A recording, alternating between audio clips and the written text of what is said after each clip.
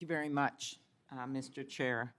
Um, Mr. Blanche, after both the assassination of Melissa Hortman, our former Speaker of the House, and after the Annunciation school shooting in which 20 people were gunned down through stained glass windows, federal law enforcement, as you and I discussed in my office a few weeks ago, worked cooperatively with state and local.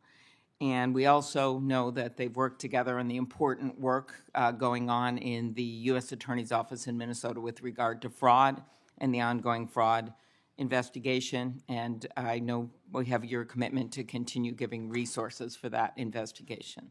Is that correct? Yes, absolutely. Yes. Thank you.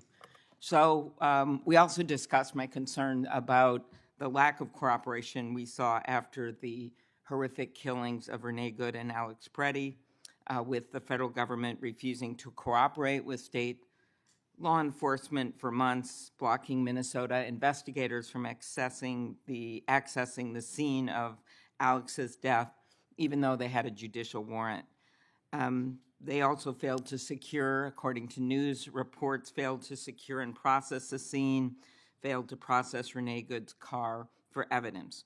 When we met a few weeks ago at length, I asked you to ensure full cooperation, and I appreciated that the department shared evidence with state investigators early this week.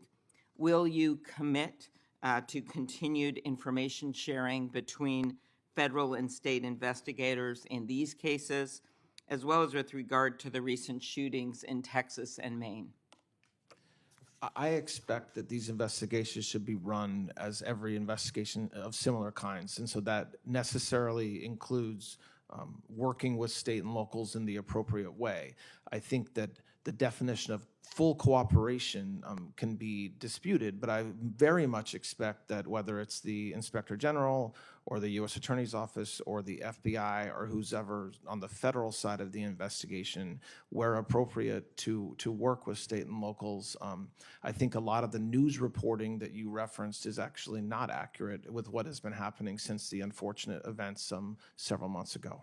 Okay, but that aside, we've seen these recent shootings in Maine, and the reactions of the community is understandably concerned, as well as Texas. I think that people are going to want accountability in these cases. And one of the things that doesn't get as much attention is the non-death cases. The Hmong elder pulled out of his house in Minnesota in his underwear and Crocs in 10 below zero weather. And as the nation's chief law enforcement official, do you agree that it is unacceptable for federal agents to forcibly enter someone's home without a warrant and drag them onto the street without even checking that they have the right person? Well, it depends on the circumstances, as you know. I mean, yes, obviously, law enforcement agents need a warrant to enter a house, except for limited exceptions to that. So yes, we very much believe in the constitutional protections afforded American citizens. The same protections are not afforded people who are here illegally. So it's not a black and white answer where I can say yes or no. But yes, I very much expect the law to be followed by our law enforcement agents. So since the Civil War, along those lines, federal law has made it clear that the president does not have the authority to deploy armed federal officials to election sites. Will you commit to following clear federal law and not deploying federal agents to polling locations? I will commit to following the law, Senator, of course. Okay, Yes. but does that include not deploying federal agents to polling places? I will absolutely follow the law no matter what it includes. So yes. Do you understand why voters, U.S. citizens, are concerned about armed agents at polling places?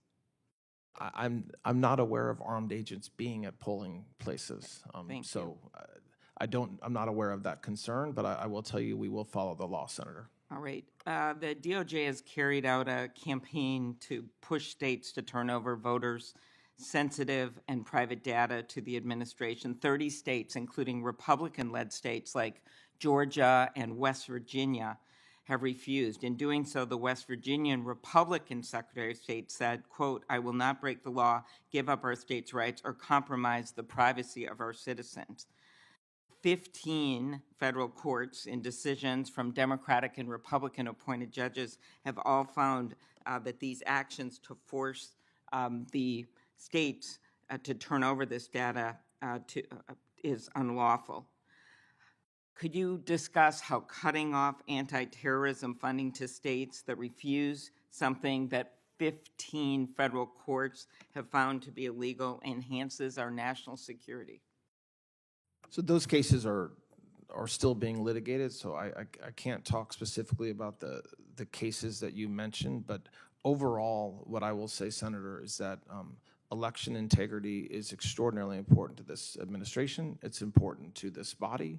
And so to the extent that the work that we're doing is to make sure that we have fair and honest elections, that the only people voting are the people who are eligible to vote, and that they're only voting once, that's important. If secure elections are important, how does stopping the long-standing practice of critical information sharing and scenario planning between the DOJ, other federal agencies, and state and local election officials promote election security?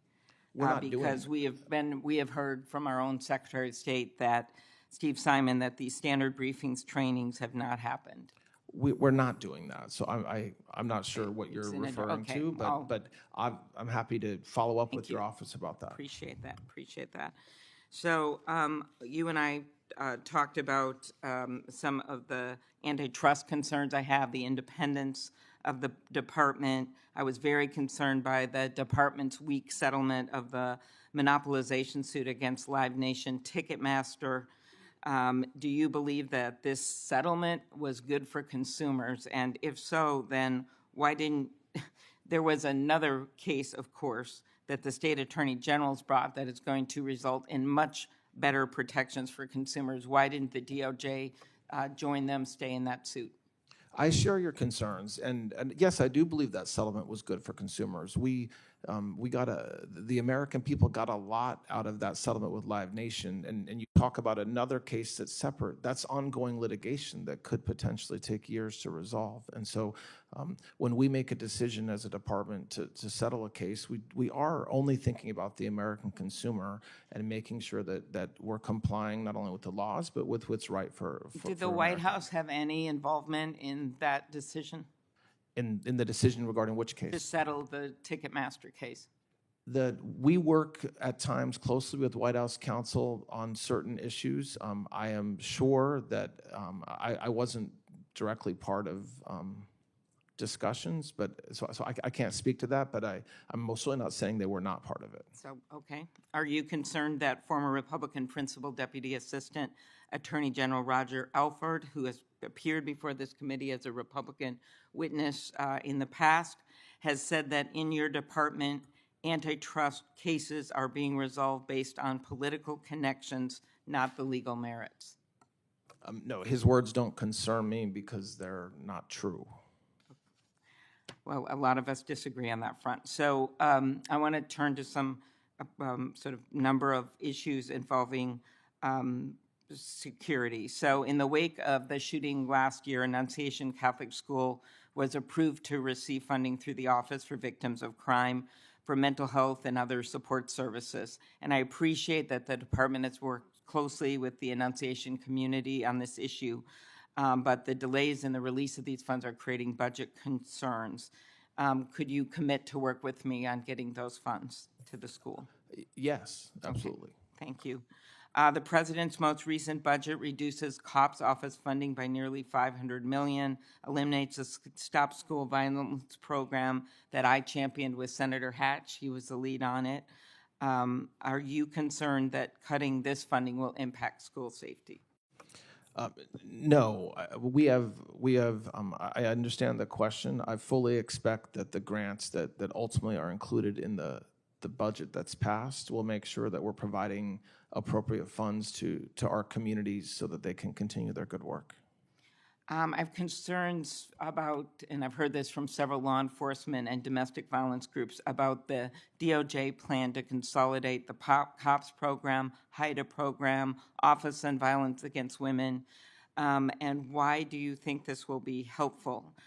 Because we believe that they have very different functions. I agree with you. That's not what we're doing. There will still be 3 separate functions. What we're doing is consolidating above them to one group so that the application process is smoother and easier for grantees to do their work, and also so that internally some of the bureaucracy that was involved in having 3 separate bureaucratic streams doing the same work, even though you're right, the underlying programs serve different functions, was not efficient, so we're making that efficient. And I'll follow up with you with some of the domestic violence grants, and also just want to mention the continued enforcement under the Take It Down Act that Senator Cruz and I passed and how important that is going forward. Thank you, Senator. Yes.